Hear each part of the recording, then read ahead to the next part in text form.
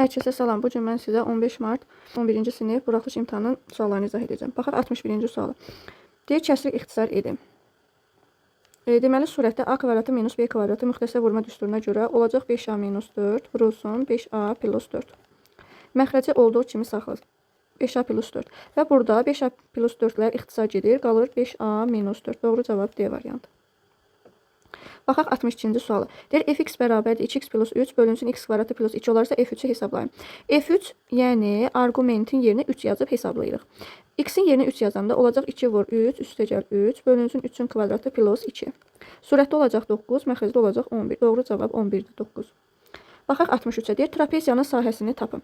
Trapesiyanın sahəsi S bərabərdir. Oturacaqları cəminin yarısı ilə hündürlük hasilinə bərabərdir. Verilən trapesiya düzbucaqlı trapesiyadır. Yəni yan tərəf oturacağa perpendikulyardır. Deməli yan tərəf həm də hündürlük adlanır. Burada deməli h bərabərdir 12 olacaq. Gətirib yerinə yazsaq, deməli trapesiyanın oturacaqları biri 2-dir, digəri 4-dür. Olur 2 plus 4 böl 2 vur, hündürlüyün də əvəzinə 12 yazırıq. Olacaq 36. Baxaq 64-cü sual. Deyir, A və B çoxluqlar verilmişdir. A çıx B fərqini tapın. Deməli, A və B çoxluqlarının fərqi A-da olub, B-də olmayan elementlərdir. A-da 1 var, B-də yoxdur. 2 A-da da var, B-də də var. A3 deməli A çoxluğunda var, B-də yoxdur. 4 A-da da var, B-də də var. 5 A-da var, B-də yoxdur. 6 isə həm A-da, həm B-də var. Deməli, A çıx B, A-da olub, B-də olmayan elementlərdir. Doğru cavab B variantı. Baxaq 65-ə. Deyir, 12a kvadratı minus 24a çoxədlisini vuruqlara ayırın.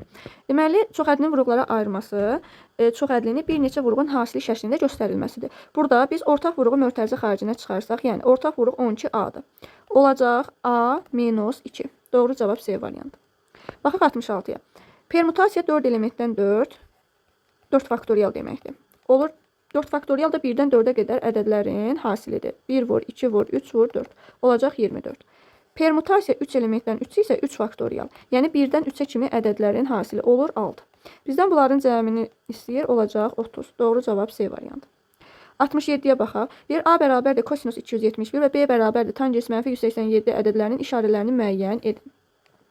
Deməli, kosinus 270-ə baxaq, görək neçənci rübdə yerləşir. Baxın, bura birinci rübdür. Birinci rübdə, deməli 0-90 dərəcə aralığıdır. İkinci rüb 90-180 aralığı, üçüncü rüb 180-270 aralığı və dördüncü rüb 270-360 aralığıdır. Demək, kosinus 271 dərəcə, baxın 271 dərəcə 270-i keçir, ona görə dördüncü rübə düşür. Biz də bilirik ki, dördüncü rübdə kosinus müsbətdir. Kosinus apsis oxu nəzərdə tutulur da, dördüncü rübdə apsis müsbət olduğuna görə kosinus 271-də müsbət olacaq. Deməli, A müsbətdir.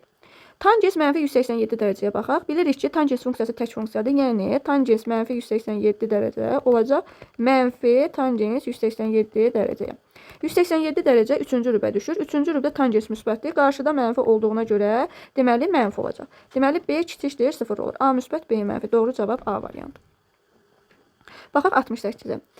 16 üstü 0,36 vurulsun 16 üstü 0,14 ifadəsinin qiymətini tapın. Deməli, əsasları eyni olan qüvvətləri vuranda əsas olduğu kimi qalır, üstləri toplayırıq. Toplayanda olacaq 16 üstü 0,5. 0,5-i adi şəklində yazsa olacaq 2-də 1. 16 2 üstü 4-dür. Olur 2 üstü 4 üstü 2-də 1. Baxın, qüvvətin qüvvətidir. Əsas qalır və qüvvətlərə vurulur. 4-ü 2-də 1-ə vuranda olacaq 2 üstü 2, o da bərabərdir 4-ə. Doğru cavab B variantı. Düzbucaqlının diaqnallarının sayını tapın. Bilir ki, düzbucaqlının 2 dənə diaqnalı var. 70-də A və B çoxluqları üçün B A çoxluğudur A-nın. NA bərabərdir 9, MB bərabərdir 4. A çoxluğundan təsadüfən seçilmiş 2 elementin A çıx B çoxluğuna daxil olması hadisəsinin ehtimalını tapın. Biz bilirik ki, hadisənin ehtimalını tapanda əlverişli halların sayını bölürük bütün mümkün halların sayını. Deməli, bir dənə A çoxluğu olsun bu. B A-nın A çoxluğu olduğuna görə B-nin bütün elementləri A-ya daxildir. B çoxluğunda 4 element var. Olur MB 4.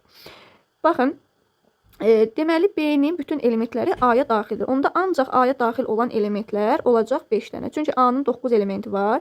4-ü B-yə daxildir. Yəni həm A-ya, həm B-yə. Onda ancaq A-ya daxil olan elementlərin sayı 5-dir. Deməli, N A çıx B bərabər olur 5-ə.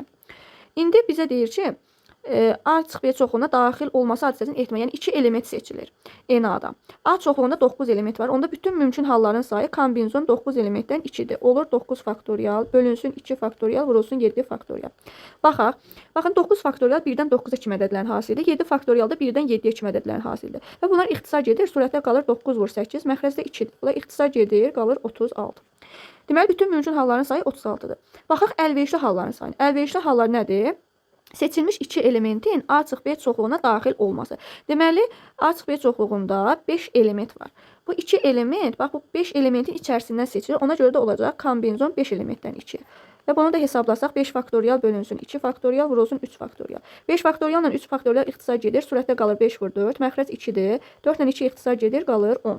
Deməli, əlverişli halların sayı 10-dur. Bütün mümkün halların sayı 36-dır. Onda ehtimal olacaq 36-da 10. 2-yə ixtisar etsək olacaq 18-də 5. Doğru cavab A variantı. Baxaq 71-ə. 4-cü rübdə yerləşən A nöqtəsindən absis oxuna qədər olan məsafə 4-ə, ordinat oxuna qədər olan məsafə isə 6-ya bərabərdir. A nöqtəsinin koordinatlarını tapın. X, Y.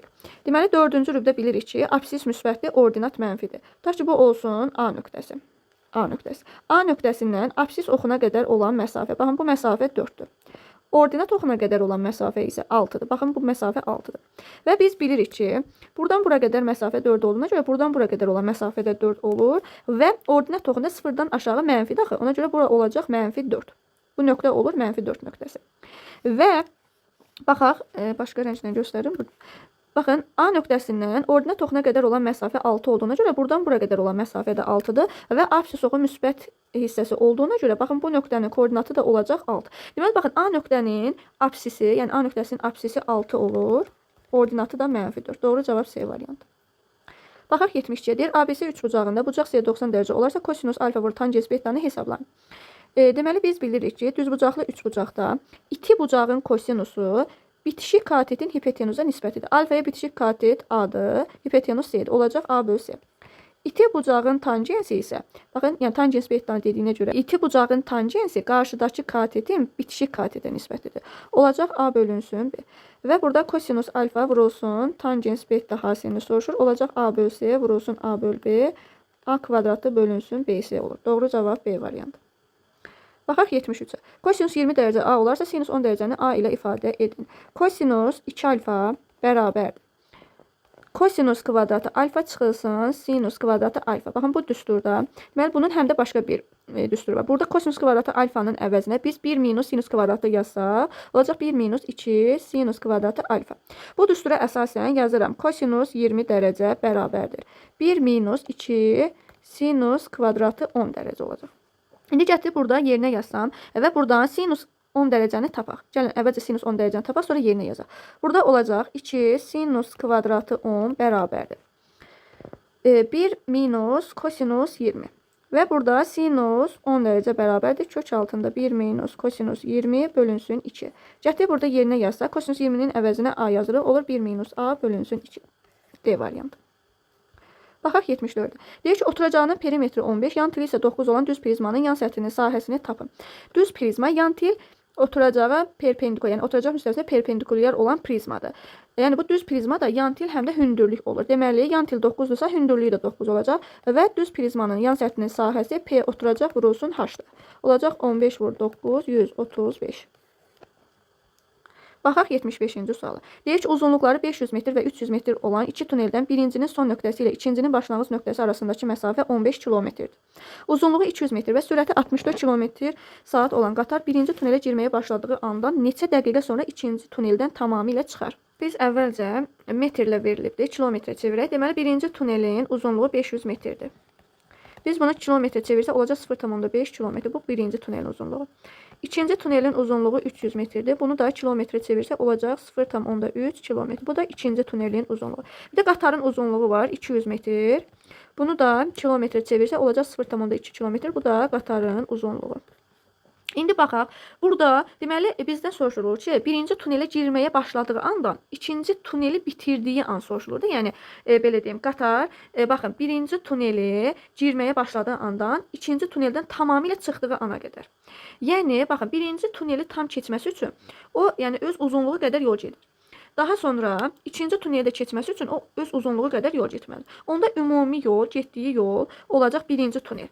Yəni nə qədər birinci tunelin uzunluğu? Buradan S yazaq da yol yazaq. 0,5 kilometr. Üstəcə, bir də tunellər arası məsafə. Birinci tuneldən çıxdı, 15 kilometr gedir. Daha sonra ikinci tunelə daxil olur. İkinci tunelin uzunluğu qədər yol gedir. Olur nə? İkinci tunel 0,3 kilometrdir. 0,3 kilometr bu qədər yol gedir. Bir də ikinci tuneli bizdən keçməlidir də, düzdürmü?